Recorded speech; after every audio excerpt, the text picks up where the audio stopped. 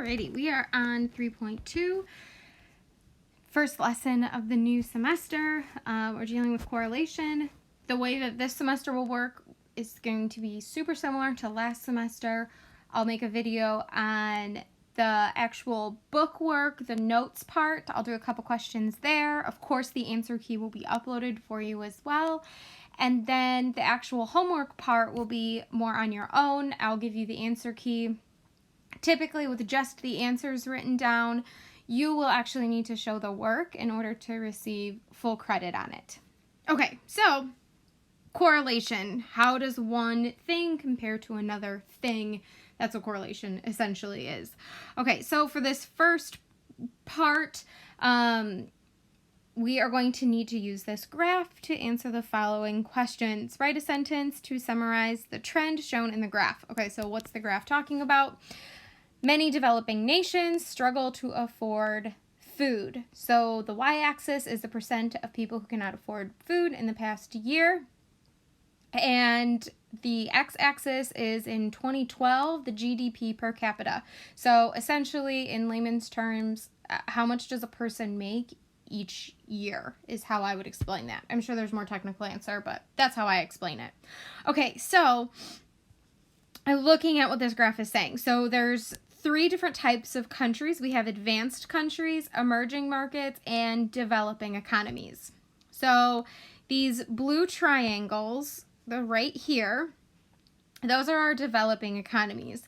Notice the GDP is less than 10,000. So individuals in these countries typically make less than $10,000. And we can see that we have a pretty high percentage of people who couldn't afford food in the past year. So Uganda, 80%, 70, I'll give them 70% of people in that country couldn't afford food in the last year, and their GDP, I don't know, 10,000, $1,000, maybe $2,000 for the entire year somebody's making. Then we have our emerging markets, these yellow orange dots right here.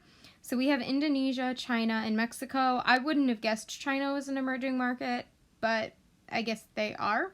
Anyway, so making a little bit more money, still we still have comparable data to the developing economies. Like, notice that I have those three blue triangles still in my circle that I have. But we are making a little bit more money. So between $5,000 and maybe $19,000. And notice that Mexico, one of the highest percents of people who can't afford food, falls below 60%. So more people can afford food. GDP is a little bit more. And then we have advanced countries. Those are the green squares, making more money per person. And nobody is above 30% not being able to afford food. So that's what we have here.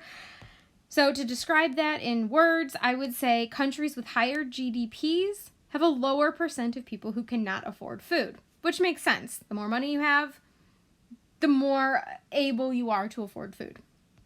Does the United States follow the trend shown on the graph, or is the United States an exception? Explain your response. So compared to the other advanced countries, I would say that the U.S. is an exception because we have Greece and South Korea. They're both making between $25,000 and $30,000. And they have about 25% not being able to afford food. And then from there, it kind of trends downward. Okay, if I were to draw a line of best fit, that would probably be my line of best fit. We have Australia making more money, so maybe $43,000, and maybe 10% not being able to afford food. And then we have the United States making the most money compared to every other country, but we still have 30% of people not being able to afford food. Okay, it looks like we're trending downward. The more money, the more people that can afford food. But it looks like the United States is an exception. Okay, so pretty much what I just said. So we're going to estimate for part C the percent of citizens who cannot afford food in the past year in a country that has a GDP of $48,000. So for that, again, I'm going to draw my line of best fit to $48,000. $48,000 is roughly right here. If I drew in that line of best fit, my dot would be right there. And I would say between 5 and 10% of citizens wouldn't be able to afford food in a country that has a GDP of $48,000. All right, moving on along. Linear correlation. I know you've seen this before in Math 1. Hopefully you remember it. When a scatter plot has a linear pattern, we say that there's a linear correlation between the two variables. That means that the points generally fall close to the line. They can be tightly clustered or even in a perfect line, or they can be more loosely arranged. The best line is known as a trend line or the line of best fit. It doesn't necessarily have to pass through all of the points or even touch any of the data points. It just needs to follow the trend.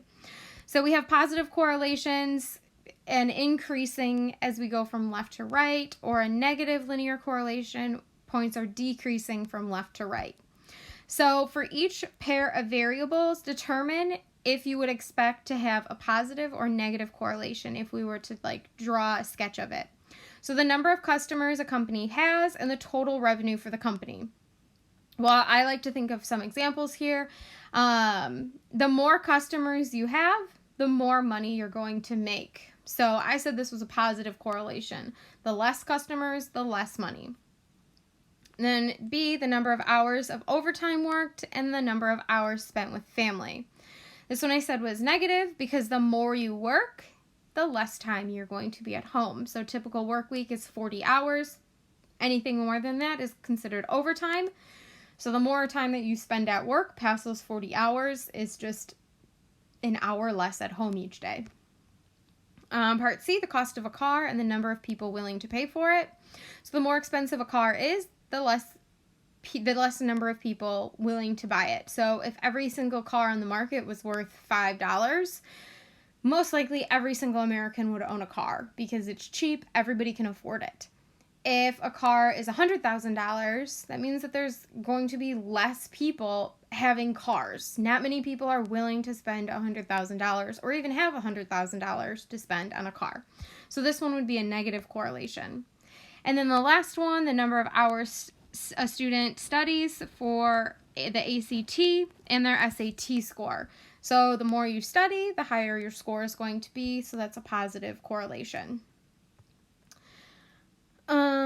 So the purpose of a trend line or the line of best fit is to make predictions for X values that are going to fall within the scope of your X values compared to the original data. So if we have our actual data points, but that only tells us so much. If we were trying to predict something that was going to happen, that's when we would want to use this line of best fit. And the book is telling us to use our graphing calculator. I personally don't like the graphing calculator and don't teach using the graphing calculator. I like Desmos a little bit better. So you can ignore the tech tip that they have and instead write down what to do for Desmos. This is the linear regression equation or the line of best fits equation.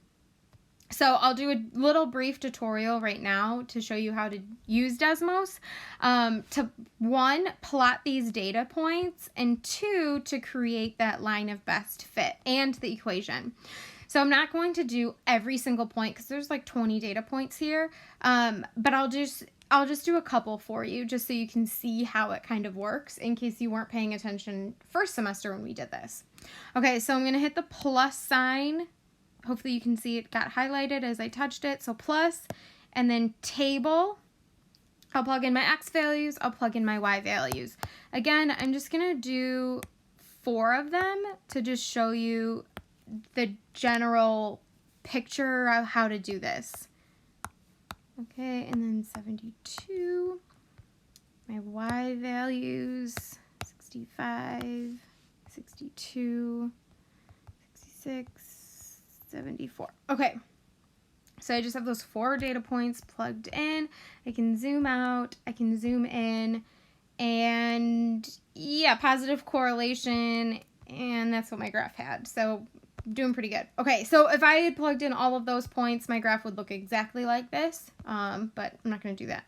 Then we're going to use the linear regression equation that I gave you written in pink here to find our line of best fit. So we're going to go Y1 and then hit the ABC. We got squiggle, M, X, 1 plus B. Okay, and then my line of best fit is drawn. Awesome, looks exactly like what the book has. Perfect. Okay, then we have our parameters, M and B. M is our slope, B is our y-intercept.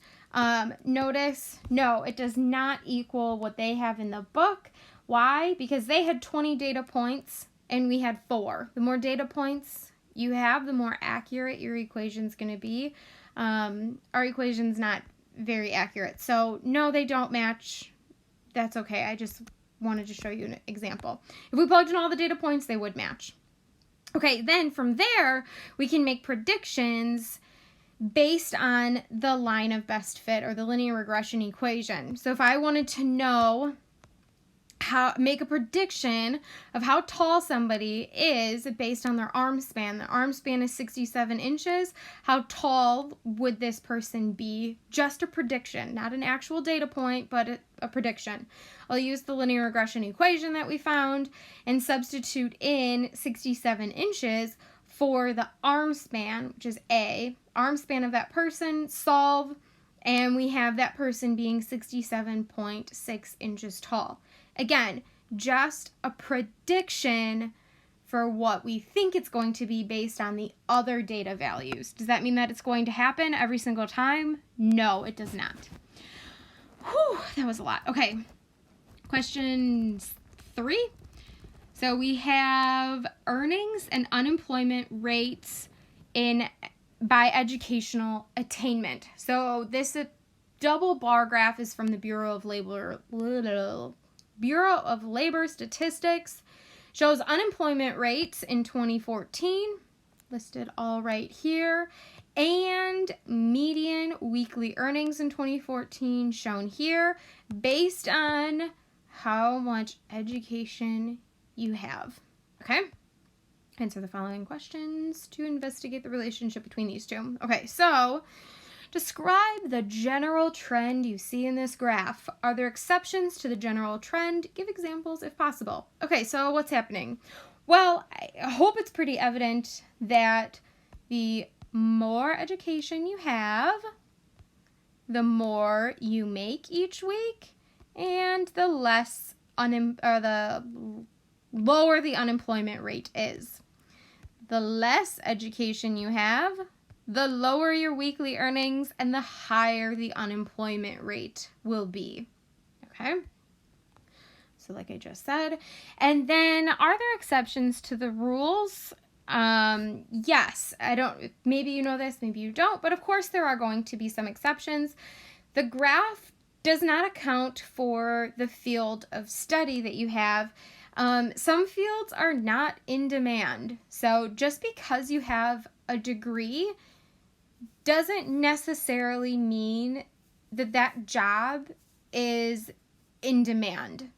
So, yeah. And then some fields of study require a higher level of education, but they still don't pay very well. They still make less money in general. Okay. Part B, notice that under the last bar on each side of the graph is an average.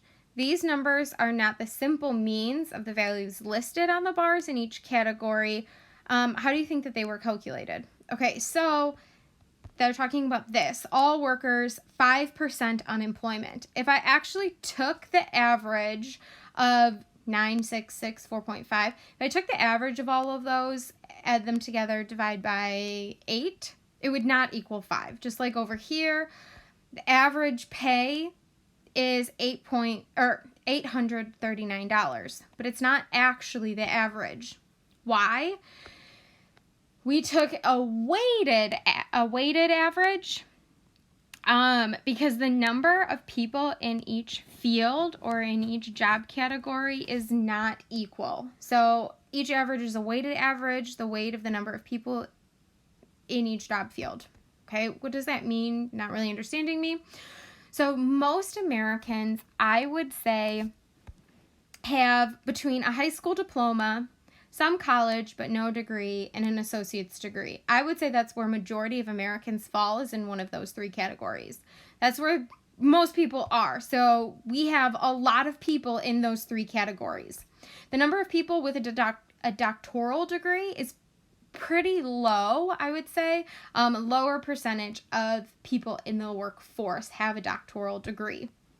So I can't compare the two, okay? If I had 100 people with a high school diploma and only one person with a doctoral degree, I can't really compare the two as an average, okay? I wouldn't be able to add up high school diploma, the 6%, divided by the 2.1%, because there's 100 people with a high school diploma. They're not equal to each other. So that's why we had the weighted average here, if you remember back to last semester with the weighted averages. Okay, then part C, we're going to analyze the data's relationship further. We're going to convert the earnings from weekly earnings to hourly earnings, and we're just assuming that everyone works 40 hours a week. We'll record the unemployment just from above.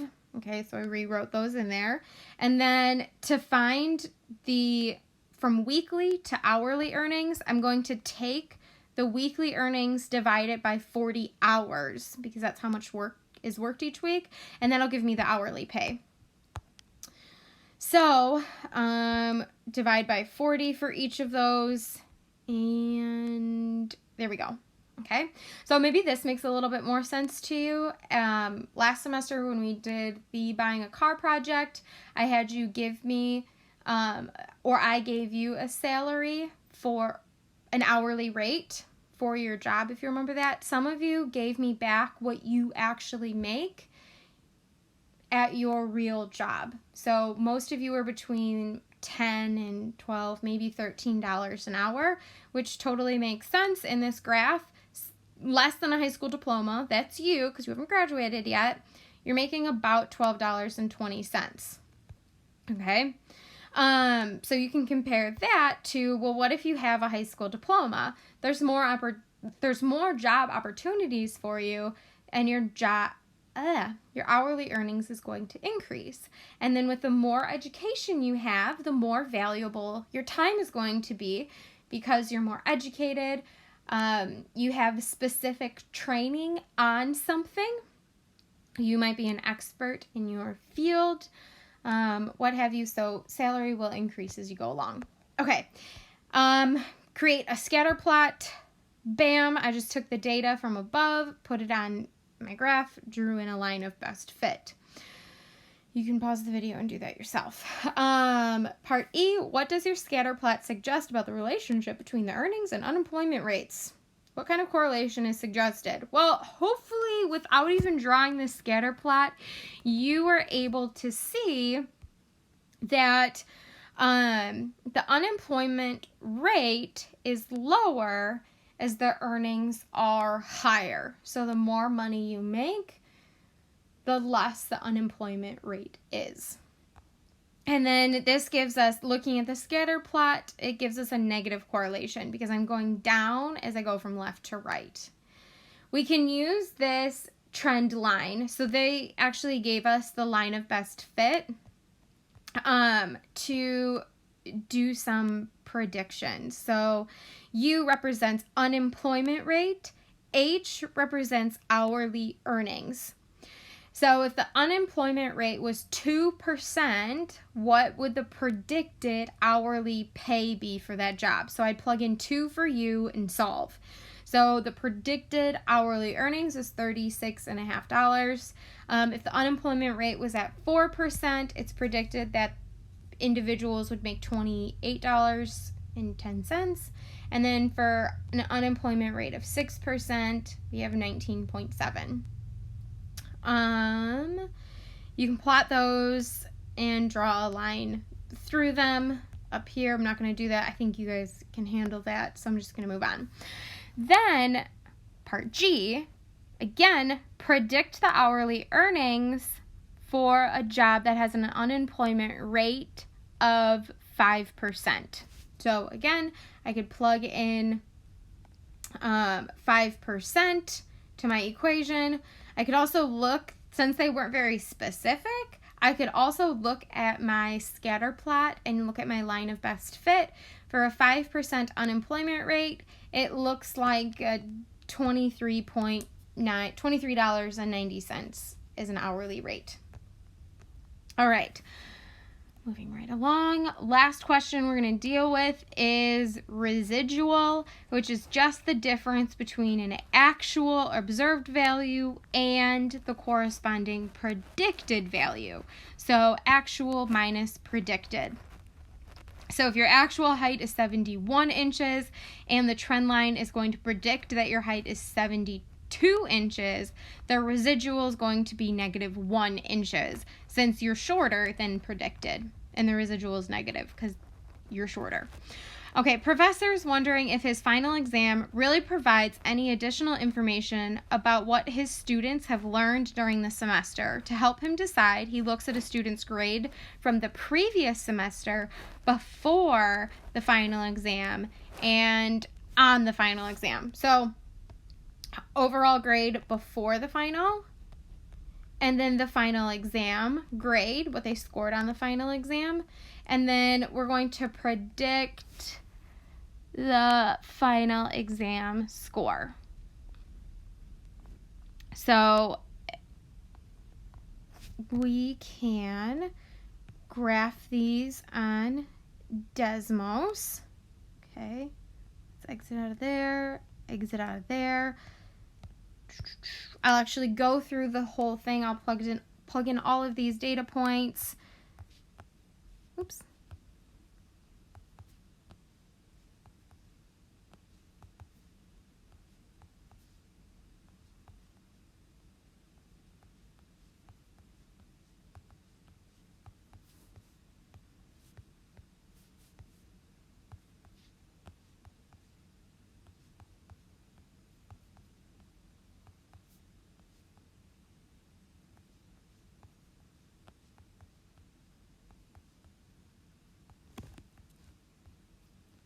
Okay, so I have my x values and my y values. If I zoom out a little bit on my graph, I can see all of my data points. Looks like a positive correlation there.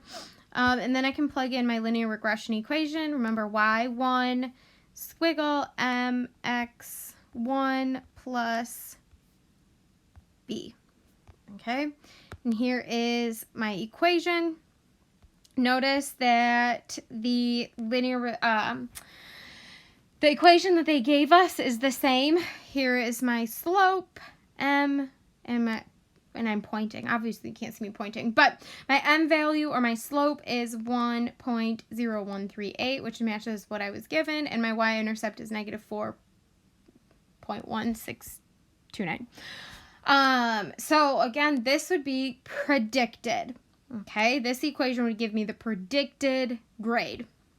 So I can plug in the overall grade to find out the final exam grade. So if I plugged in 72 into the equation, I would get out 68.8. Again, plugged in 72 into my equation, I would get out 68.8. And then you can do that for all of them. Okay, there we go. So again, plugged in overall grade before the exam, and we got out the predicted final exam score. And then from there, I'm going to figure out my residual. It's just going to be actual minus predicted. So 73 minus 68.8, and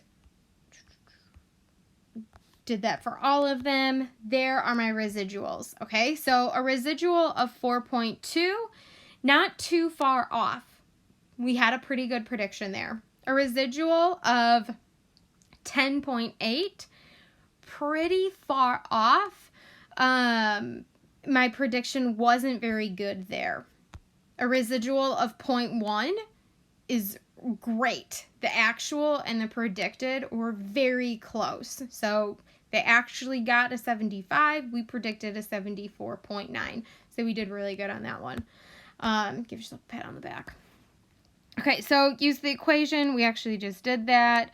Of the trend line to find each student's predicted, round to the nearest tenth, fill in the third column, and then find the residuals, and that would be the fourth column. So we're done with A and B. I already did that with you.